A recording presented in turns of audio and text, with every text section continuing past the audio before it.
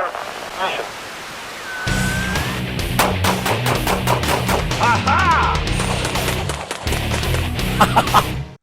Hi, this is Joel Persinger. I'm the Gun Guy. Thank you very much for watching my channel and supporting my videos. I really do appreciate it. By the way, I want to remind you that with YouTube doing what they're doing, we've duplicated the channel on Dailymotion, and we're just about done duplicating it on BitChute.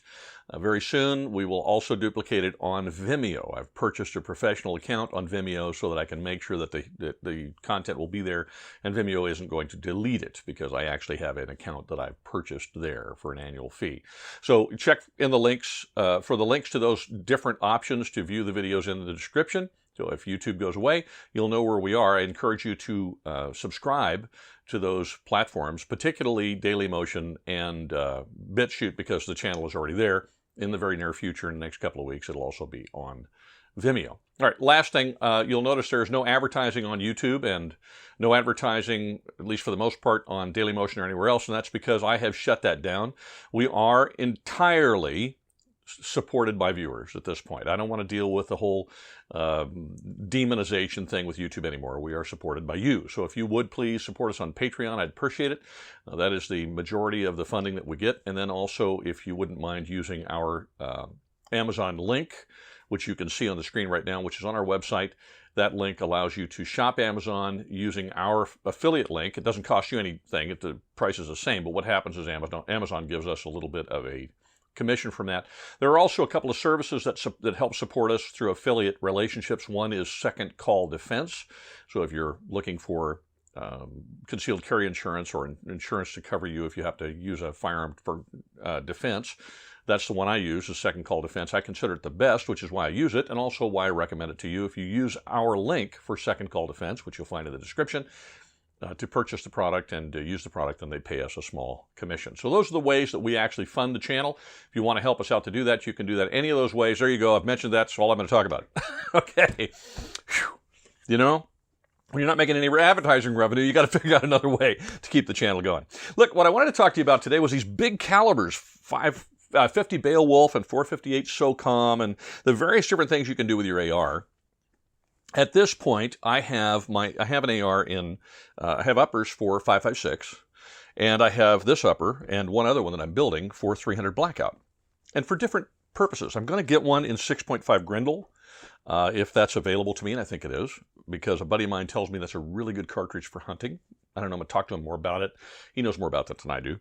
And then I was really exploring getting one in 50 Beowulf, and then I looked at the prices of the uppers. I thought, wow, you know, I'm just a working stiff. I'm just a blue-collar working man. I can't spend $900, $1,000, $1,200 on an upper for a rifle. So I just couldn't do that. And then my buddy Pete built a 458 SOCOM, which we went and shot. And I'm going to show you the video for that in a minute. And really, ballistically, they're not terribly different. But the cost of, even if I just purchase an already built upper, the cost of the upper for 458 SOCOM is roughly half, and in some cases less, than the cost of the 50 Beowulf. Now, you might ask me, why do you want something like that? Well, there's a few reasons.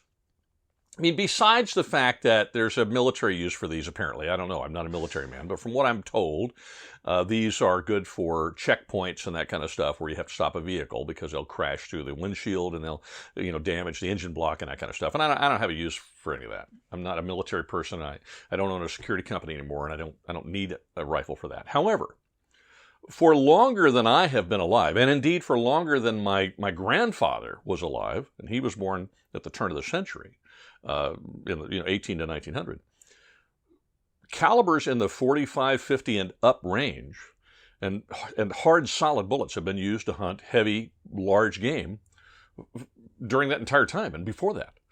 And so I'm looking at this going, you know, okay, and I'm not unusual. I just want to make sure I clarify this. I like to use my AR for hunting. I like the AR platform. It's comfortable. I enjoy shooting it.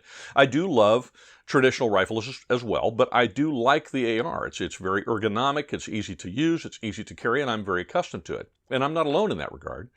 And the idea of having a rifle in an AR platform, an AR type rifle, in this heavy caliber that I could use on large game, if the opportunity ever arose, is very appealing to me. And so that's one of the reasons I'm looking at it. The 458 SOCOM and the 50 Beowulf, as far as I can determine, and you may know more than I'm not a ballistics expert, are ballistically very similar, and yet the cost of the ammunition is a little bit different. From pricing it around, it looked like the 458 ammo is a little bit more expensive, depending on what you buy. But the cost of building the rifle is less. And the cost of building the 50 Beowulf is higher, but the ammo is a little bit less. Now, this is a 50 Beowulf round. I bought some ammunition because I planned on buying an upper. And now I don't know what I'm going to do with it. Because I'm not going to buy a 50 Beowulf upper.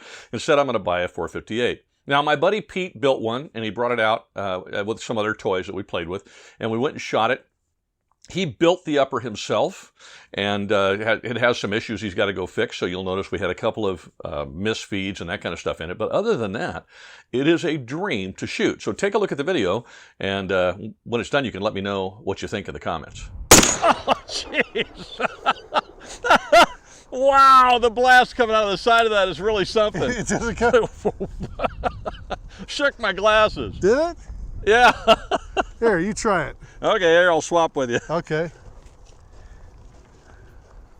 Now you stand there. I am. I'm sorry. I'm going to apologize now. It's on safe. All right, Kim Jong nut job. I Don't flinched. yank. It's a soft trigger. There's no trigger.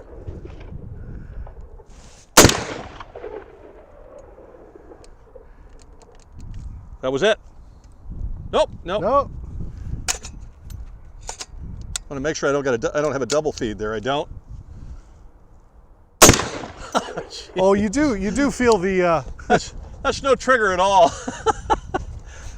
Well, we measured it out. It's what, that's the definition of a surprise break. 210. If you just breathe on it, it goes.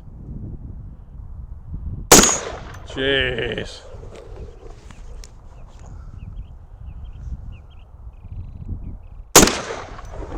The thing that I like about this compared to like a 223. There's Everybody says, well, it's got more kick, and it's harder for the follow-up shots. You don't need a follow-up shot. What's a follow-up shot? What the heck? Step up. Whoa, hold up. No, I want to get my ears in before you crank that thing off again.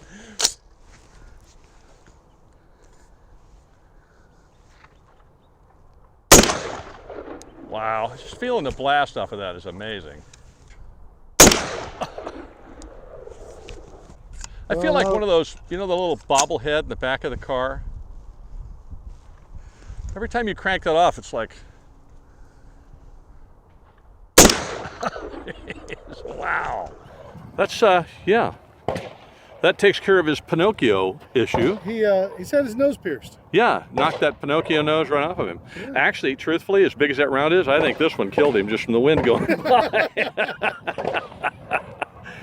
Well, that's the way to deal with Kim Jong nut job. Certainly, any of these would have had a what's called a deleterious effect. Yes. Did I use that word right? I made up a word. I'm sorry. It would be negative. Yeah. A bad juju day. It would be bad juju, yeah. That would be a very bad juju day. I think we need to shoot him some more with something. I do too. Ooh. I have an idea. You think what I'm thinking? I'm thinking what you're thinking. I'm thinking he needs a can. I'm thinking he needs a can. That's exactly what he needs. He looks thirsty to me, He's looking thirsty to me too. Does he look thirsty to you? I think he looks thirsty to me. I think he needs a can. We need to go back. We're going to go pick up. We're going back to the vending machine. Well, that was somewhat disappointing. That was disappointing. Wouldn't you agree? That sort of didn't do much. Right through his eye. All right, here we go. He's down, but he's not out.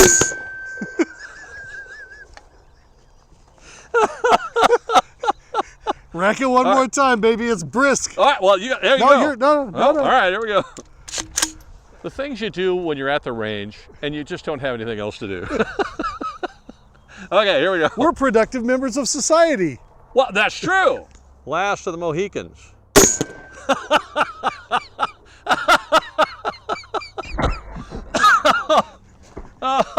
That never gets old. No, that never gets old. I could do that. I mean, We need a semi to drive up with a truckload of soda cans.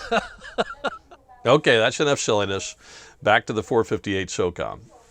So that's what I'm thinking about the 458 versus the 50 Beowulf. I think the 458 fits my budget more because of the cost of building the rifle. And I think ballistically they're similar enough that I'm not sure it's going to make a difference, really, as far as their effectiveness for what I want it for, which is potentially hunting. Now, I don't see myself using it as a defensive round because I live in an urban, well, suburban environment where the houses are very close, and I don't want something that penetrates that deep. But the joy behind the whole thing to me is it's one more example, as I said the other day with the with the can cannon. It's one more example of why Americans love ARs. You can buy one rifle essentially, you buy one lower. And then you can get an upper in 5.56. You can get one in 300 blackouts. You can get one in other rounds of 50 Beowulf, 458 SOCOM, 6.5. I mean, the number of different types of cartridges you can set up your rifle to run depending on what particular game you're hunting or what particular competitive game you're playing, whether it's tree gun or whatever the case might be, or that what you want for self-defense based upon where you live and how you live and what the environment you live in, whether it's urban or suburban or it's rural. All those things allow you to change optics. You know, I've got a buddy of mine that hunts varmints with his AR. He's got a huge optic on that upper, because he's got to reach way out there to do that, and it's got to be super duper accurate, and he's got to be able to see. Whereas he's got an upper for home defense, which has got just a red dot on it. And so it allows us so much versatility. It's just a great civilian rifle for just about everything you want to do with it. And that's why Americans love ARs so much, because they have tremendous versatility, and you can essentially save some money by buying one lower and changing the uppers based upon what you want to do. And that's what I'm looking at with the 458. So as soon as I get it, we'll run it out and shoot it a lot, and I'll show you a little bit more about it. It may be a month or two before I can afford it. I got to squirrel away my pennies and nickels and like that to save the money to buy it. But I am going to buy one, and as soon as I get it, we'll take it out and shoot it for you. And maybe take it out to the Adair range and ring it out there out in Yuma, because it's so much longer. Thank you again for watching. I really do appreciate it. Please support the channel as best you can. Remember, we are completely and totally viewer supported. Have a great week, and whatever you do, wherever you go, be safe.